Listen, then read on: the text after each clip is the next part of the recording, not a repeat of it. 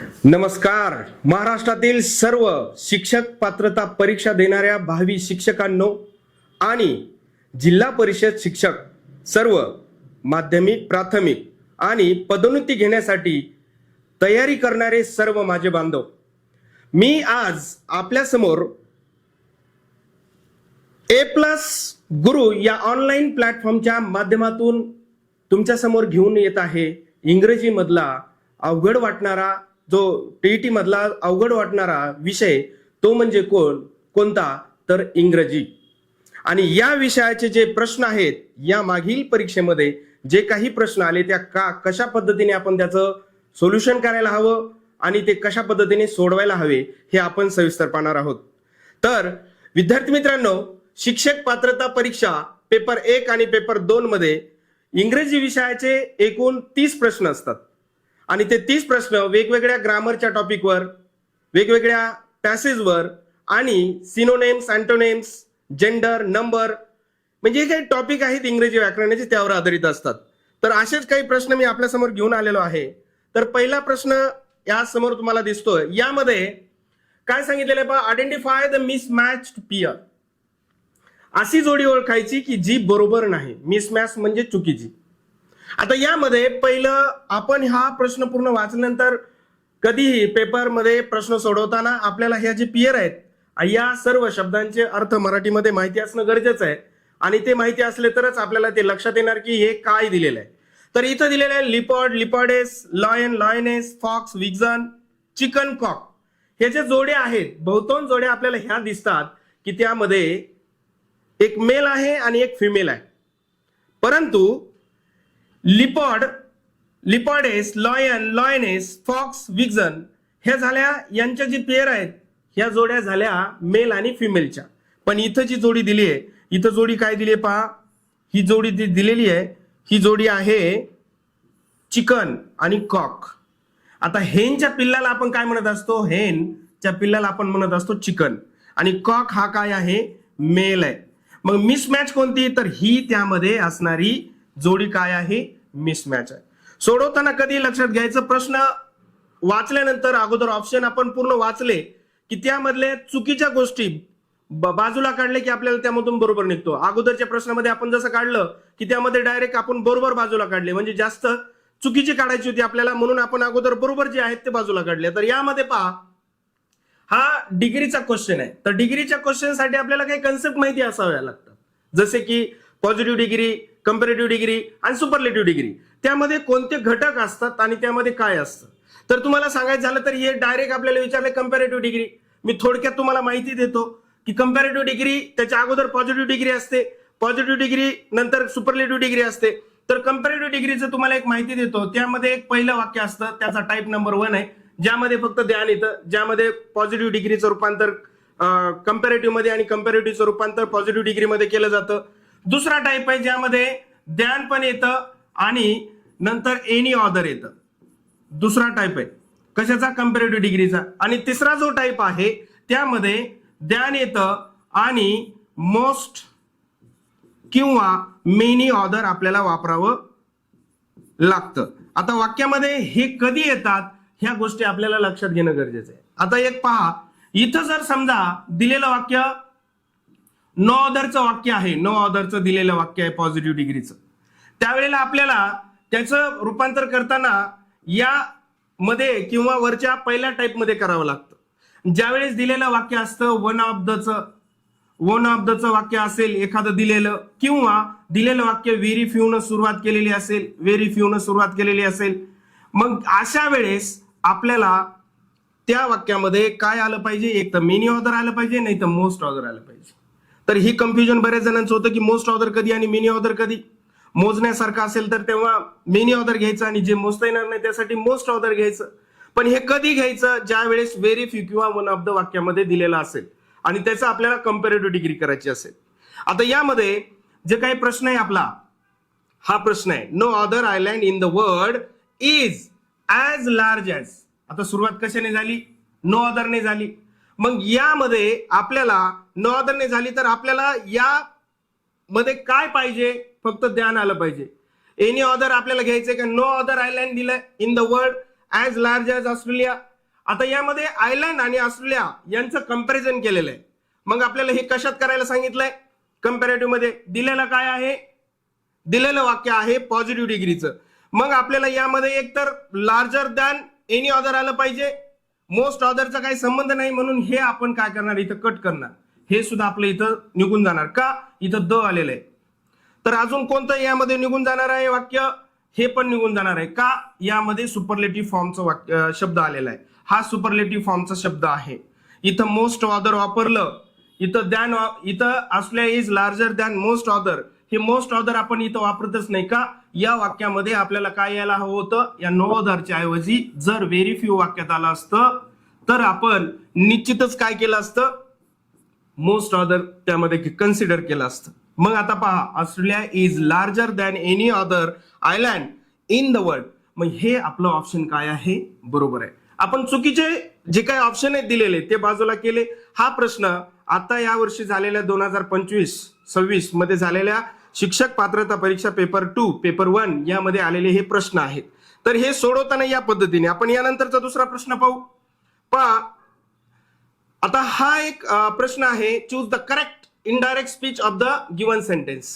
आपल्याला याचे सर्व नियम माहिती पाहिजे. आपण आपल्या ऑनलाईन प्लॅटफॉर्मवर हे सर्व नियम म्हणजे रेग्युलर पाहणारच आहोत, शिकणार आहोत. डिटेलमध्ये तुम्हाला याची माहिती मिळणार आहे. पण थोडक्यात सांगायचं म्हणजे दिलेलं वाक्य काय आहे? He says. आता याला आपण याचे पार्ट असतात पहा, मी थोडक्यात तुम्हाला माहिती देतो. वाक्याचे पार्ट असतात. एक असतो रिपोर्टर, दुसरा असतं रिपोर्टेड वर्ब आणि नंतर असतं रिपोर्टिंग स्पीच. हे 3 याचे पार्ट असतात. मग आपल्याला वाक्यामध्ये रिपोर्टर कळला पाहिजे, रिपोर्टेड वर्ब समजलं पाहिजे आणि रिपोर्टिंग स्पीच कळलं पाहिजे. त्यामध्ये अजून एक आपण याच्यामध्ये ऍड करू शकतो, जो असतो लिसनर. लिसनर म्हणजे रिपोर्टर कोण? जो माहिती देतो तो. रिपोर्टेड वर्ब कोण? ज्या रिपोर्टरनं जे काही वर्ब वापरलंय त्या वर्बला आपण रिपोर्टेड वर्ब म्हणतो. आणि स्पीच म्हणजे भाषण असतं. जे रिपोर्टर जे भाषण वापरतो ते वेगवेगळ्या वाक्याच्या प्रकारात वापरतो. जसं की assertive sentence, imperative sentence, interrogative sentence आणि एक्सक्लेमेटरी सेंटेन्स. आता हे आपल्याला पार्ट एकदा माहिती असले, याचे नियम असतात, ह्या सर्वांचे नियम असतात. म्हणजे कोणत्या वाक्याच्या प्रकारात कोणतं कंजक्शन आपण वापरू शकतो, कोणतं रिपोर्टेड वर्ब आल्यानंतर वाक्याच्या काळाचा बदल होतो किंवा नाही होत. तर त्याच प्रकारचं हे दिलेलं जे काही वाक्य आहे तसं आहे. तर इथं सेज दिलेलं आहे. तर कधी लक्षात ठेवायचं, या ठिकाणी जर सेड असतं तर निश्चित आपण ह्या पुढील वाक्याचा काळ बदलला असता. तर मग काळाचे बदल असतात. Simple present tense get change into simple past, perfect present change into perfect past. म्हणजे असं 6 काळामध्ये आपल्याला बदल करता येतो, डायरेक्ट टू इनडायरेक्ट. तसं सेज जर वाक्यात दिलं तर पुढील वाक्याचा काळ बदलत नाही. यामध्ये एकच कंजक्शन येणार आणि ते कंजक्शन कोणतं असणार? दॅट असणार. याचा बदल, आयचा बदल काय होणार? ही होणार. मग आता लक्षात घ्या, यामध्ये he says that, he will. आता इथं काळात बदल केला म्हणून हे वाक्य इथं चुकीचं आहे. इथं सुद्धा काळात बदल केला, हे वाक्य चुकीचं आहे. आणि इथं सुद्धा काळात बदल केला, हे वाक्य चुकीचं आहे. राहिलं फक्त एकच वाक्य. कशामुळे नाही बदल झाला? वाक्याच्या काळात बदल का होत नाही? कारण एक नियम आहे, रिपोर्टेड वर्ब जर सिंपल प्रेझेंट मध्ये असेल, सिंपल प्रेझेंट टेन्स असेल, सिंपल प्रेझेंट किंवा सिंपल फ्युचर टेन्स असेल, सिंपल फ्युचर टेन्स, या 2 काळात जर हे रिपोर्टेड वर्ब असेल, म्हणजे कोणतं येऊ शकतं? एक ते येऊ शकतं से, नाही तर सेज किंवा टेल, किंवा काय येऊ शकतं? टेल्स येऊ शकतं. जर असे वर्ब तिथं आले तर पुढील वाक्याच्या काळात बदल होणार नाही. नाहीतर काय येऊ शकतं? विल किंवा शाल यांच्या सोबत हे वरचे सर्व येऊ शकतात. म्हणजे हे येऊ शकतात. जसं विल से, विल सेज येणार नाही, पण विल से, विल टेल असे शब्द जर तिथं आले, म्हणजे असे जर वर्ब आले, कधी रिपोर्टच्या नंतर, रिपोर्टरच्या नंतर रिपोर्टेड वर्ब म्हणून जर असे वर्ब तिथं आले तर त्या वाक्याच्या काळात बदल होत नाही. यासाठी आपला जो ऑनलाईन प्लॅटफॉर्म आहे +गुरु, या ऑनलाईन प्लॅटफॉर्मवर आपल्याला हे सविस्तर पाहायला आणि शिकायला भेटणार आहे. आता आपण पुढचा प्रश्न पाहू. मी प्रत्येक टॉपिकवर काही क्वेश्चन घेतलेले आहेत जे की परीक्षेला आलेले आहेत. ज्या पद्धतीचे प्रश्न आपल्याला या परीक्षेला विचारले जातात. आता यामध्ये choose the correct passive construction of the given sentence. आता इथं दिलंय वुमेन लाईक मेन, म्हणजे कोणासारख्या, बघा यामध्ये सांगितलेले म्हणजे मानवासारख्या, पुरुषासारख्या स्त्रिया. To flatter them. आता एक लक्षात घ्या, जे दिलेलं जे वाक्य आहे हे लाईक हे वर्ब आहे, आणि ज्या वेळेस पॅसिव्हचं इन्स्ट्रक्शन आपल्याला त्यामध्ये कन्स्ट्रक्शन करायचं असतं आणि हे असं इन्स्ट्रक्शन आपल्याला पॅसिव्हचं दिलेलं असतं, त्यावेळेला एक गोष्ट तर नक्की त्यामध्ये होते की आपल्याला ते जे काय दिलेलं आहे त्याच काळाच्या रचनेमध्ये त्याला बदलायचं असतं. मग याच काळाच्या रचनेत बदलायचं झालं तर इथं काय काय येऊ शकतं, एम, इज आणि आर यापैकी एक. मग कोणतंही आपल्याला जे लागू पडतं ते घ्यायचंय. आता वुमेन हे काय आहे, प्लुरल आहे, म्हणून आपण यासाठी काय घेणार, वुमेन लाईक्ड, आणि याचं काय होतं, V3 होतं, आणि याच्यानंतर V3 होतं. म्हणजे इथं आपण लिहिलं एक्झिलरी वर्ब प्लस V3, ही एक रचना असते पॅसिव्हची, सिंपल प्रेझेंटची. तर अशा पद्धतीने याचं काय होतं, पॅसिव्ह होतं. मग पॅसिव्ह किती काळामध्ये होतं, तर ते 8 काळामध्ये पॅसिव्ह केलं जातं. जसं की आपण काळाचे जे काही महत्वाचे 3 काळ आहेत, प्रेझेंट, पास्ट आणि फ्युचर, यांचे जे काही 4 प्रकार आहेत एकाचे, तर त्याच्यामध्ये पहिल्या 3 याचं 2 काळाचं होतं. प्रेझेंटच्या पहिल्या 3 काळाचं पॅसिव्ह होतं, पाचच्या पहिल्या 3 काळाचं पॅसिव्ह होतं, परंतु यांच्या दोन्ही काळाचं पॅसिव्ह होत नाही. चौथ्या म्हणजे कोणता, चालू पूर्ण काळ म्हणतो आपण त्याला. Continuous perfect present tense, continuous perfect past tense आणि कंटिन्युअस परफेक्ट फ्युचर सुद्धा होत नाही, आणि कंटिन्युअस फ्युचर सुद्धा होत नाही. म्हणजे हे 4 बाजूला जातात आणि फक्त 8 काळामध्ये त्याचं रूपांतर होतं. यासाठी आपल्याला याचे नियम सविस्तर माहिती असणं गरजेचं आहे. आता हा एक प्रश्न आहे, एकदम सोपा प्रश्न आहे, परंतु आपल्याला जर शब्दार्थ पाठ असतील किंवा यांचे अर्थ माहिती असतील, निश्चित आपल्याला ही येऊन जाईल. इथं काय सांगितलंय, choose the most suitable one word for the given expression. पहा, याला आपण म्हणतो one word substitution. One word substitution काय दर्शवतं आपल्याला, की एक जर समजा काही वाक्य दिलेलं असेल किंवा क्लॉज किंवा फ्रेज दिलेला असेल, त्या फ्रेजचा, त्या क्लॉजचा अर्थ आपल्याला त्याच शब्दामध्ये सांगायचा असतो, एका शब्दामध्ये. मराठीमध्ये पण असे प्रश्न असतात. मग जी काही ओल्ड आहे, अनमॅरिड आहे, म्हणजे वयानं मोठी आहे आणि ती बिना लग्नाची जी स्त्री आहे त्याला काय म्हणतात. आता पहा, जर ती अनमॅरिडच असेल, लग्नच केलेलं नसेल, तर यामध्ये काही शब्द दिलेले आहेत, विडो, बॅचलर, स्पिन्स्टर आणि स्नायपर. आता एक लक्षात घ्या, विडो म्हणजे काय होतं मराठीमध्ये, त्याला आपण म्हणतो विधवा. बॅचलर म्हणजे तरुणी, आणि स्पिन्स्टर म्हणजे कोण, जर ती जास्त वयस्कर असते, वयस्कर परंतु कशी स्त्री, बिना लग्नाची स्त्री जी असते, वयस्कर स्त्री जिचं लग्न झालं नाही अशी स्त्री, त्याला आपण काय म्हणतो, स्पिन्स्टर. आणि स्नायपर म्हणजे कोण, गुपित एखाद्या दुश्मनावर हल्ला करणारा किंवा बंदूक मारणारा जो कोणी असतो, आपण त्याला स्नायपर म्हणतो. आणि त्यास हे स्नायपर म्हणजे हे जातात. आणि यामध्ये अनमॅरिड वुमन साठी जर आपल्याला कोणता शब्द असेल बरोबर, तर हा असतो, हा आहे स्पिन्स्टर. त्यानंतर पुढचा प्रश्न पहा. आता इथं दिलाय शब्द फ्रेग्रन्स. फ्रेग्रन्सचा अर्थ होतो सुगंध. मग या खालीलपैकी कोणता शब्द असा आहे की त्याचा अर्थ इथं काय सांगितलंय, अल्टरनेटिव्ह, म्हणजे यालाच रिप्लेस करणारा कोणता, सुगंध. आपण सुगंध म्हणू शकतो याला, किंवा वास देणारा म्हणू शकतो. मग अरोमा हा याचा अर्थ आहे. यामध्ये फ्लेवर वेगवेगळे असतात. चव म्हणू आपण त्याला. ऍग्रीड म्हणजे झणझणीत असतं. स्टिंक म्हणजे त्याच्या टोकावर. मग असे याचे वेगवेगळे अर्थ होतात. मग याच्याशी संबंधित असणारा जो शब्द आहे अरोमा आहे. यानंतर पुढचा प्रश्न पाहू आपण, चूज द मिसस्पेल्ड वर्ड. आता पहा, इथं दिलंय डिफिशियंट, मॅग्निफिशियंट, इफिशियंट आणि रेटिसंट. आता यामध्ये काय असतं, साधी गोष्ट आहे. आपल्याला जेवढे स्पेलिंग आपण पाहू आणि स्पेलिंग आपल्या नजरेतून गेल्या, लिखाणातून गेल्या, जास्तीत जास्त आपण त्याचा सराव केला तर ते स्पेलिंग लक्षात राहतात. आता आपल्याला लहान मुलांसारखं शिकायची गरज पडत नाही. आपण आता एक शिक्षक म्हणून काम करतोय आणि या येणाऱ्या शिक्षक भरतीमध्ये आपल्याला त्या परीक्षेला पास व्हायचंय किंवा आपल्याला पदोन्नती घ्यायची, तर त्यासाठी आपल्याला शब्दसाठा असणं गरजेचं आहे. आपल्या नजरेतून गेलेला असतो, परंतु तो काही कारणामुळे तो लक्षात राहत नाही किंवा काही, तर त्यासाठी आपल्याला हे लक्षात ठेवायचं. तर मॅग्निफिसंट या स्पेलिंग मध्ये फक्त एकच मिस्टेक आहे, जे म्हणजे इथं आय ऍड केलेलं आहे, ज्याची स्पेलिंग काय होते MAGNIFICENT, यामध्ये आय हे जास्तीचं आहे. तर यानंतरचा दुसरा प्रश्न पाहू. असे काही प्रश्न असतात ना, जसे की सेल्फ स्टडीचे क्वेश्चन असतात.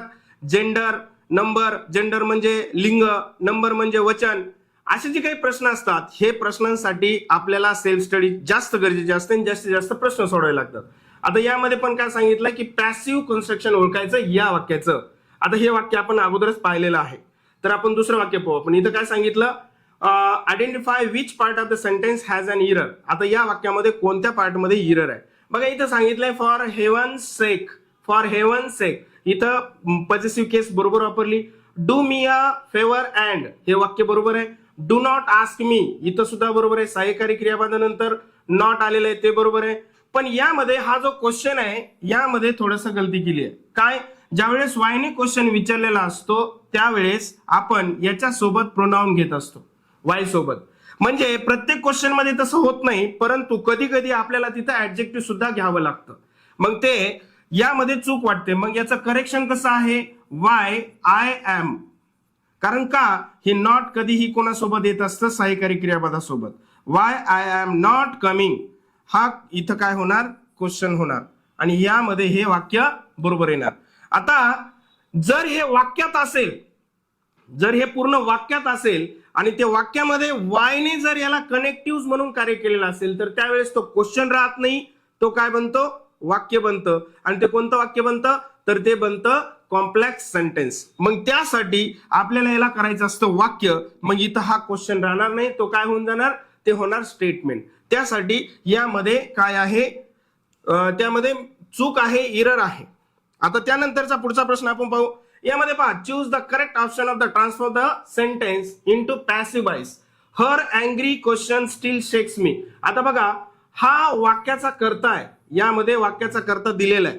तर या वाक्याच्या कर्त्यामध्ये, आणि हे काय आहे, वर्ब आहे, आणि हे काय आहे, हे आहे ऑब्जेक्ट. तर ऑब्जेक्टचे वेगवेगळे प्रकार असतात. डायरेक्ट ऑब्जेक्ट एक असतं, इनडायरेक्ट ऑब्जेक्ट एक असतं. डायरेक्ट ऑब्जेक्ट आणि इनडायरेक्ट ऑब्जेक्ट, यामध्ये हे कोणतं आहे, इनडायरेक्ट ऑब्जेक्ट आहे. आणि कधी लक्षात घ्या, पॅसिव्ह वॉइस मध्ये ज्यावेळेस आपल्याला कन्स्ट्रक्शन करायचं असतं, त्यावेळेस जे काही प्रोनाउन असतं किंवा जे काही ऑब्जेक्ट असतं ते कर्त्याची जागा घेतं, म्हणजे सब्जेक्टची जागा घेतं. मग यामध्ये हा सब्जेक्ट आहे, इथं हे ऑब्जेक्ट आहे, आणि हे वर्ब आहे.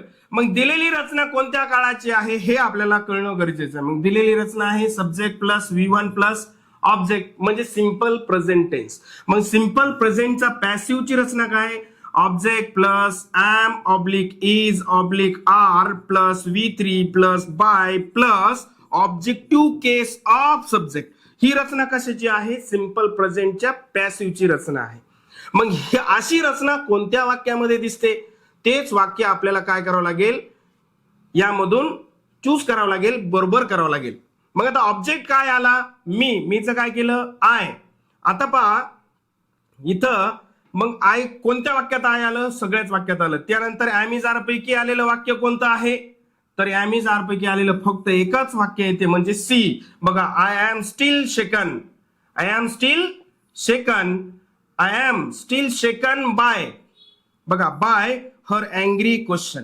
आणि इथं हर अँग्री क्वेश्चन जसं तसं आपण इकडे घेतलं, कारण हे जे काही फ्रेझल सेंटेन्स असतात, ज्यामध्ये ग्रुप ऑफ वर्ड असतात, ते जसंच तसे तिकडे घेतो. कारण कोणत्याच नामाची जी काही विभक्ती असते, केस असते, ती तशीच राहते, फक्त प्रोनाउनची केस बदलते. जसं की नॉमिनेटिव्ह केस असेल तर त्याची ऑब्जेक्टिव्ह केस, ऑब्जेक्टिव्ह केस असेल तर नॉमिनेटिव्ह केस. म्हणजे त्याला आपण काय म्हणतो, द्वितीय आणि प्रथमा, मराठीमध्ये त्याला आपण कन्सिडर करू शकतो. तर अशा पद्धतीने हे आपल्याला सोडवायचं आहे. तर त्यानंतरचा एक क्वेश्चन आहे, विद्यार्थी मित्रांनो, इंग्रजी व्याकरणासारखा सोपा विषय दुसरा नाही. मराठीमध्ये सुद्धा किचकट गोष्टी असतात, परंतु इंग्रजी व्याकरणामध्ये अजिबात किचकट गोष्टी नसतात. एकदम सोपा विषय आहे.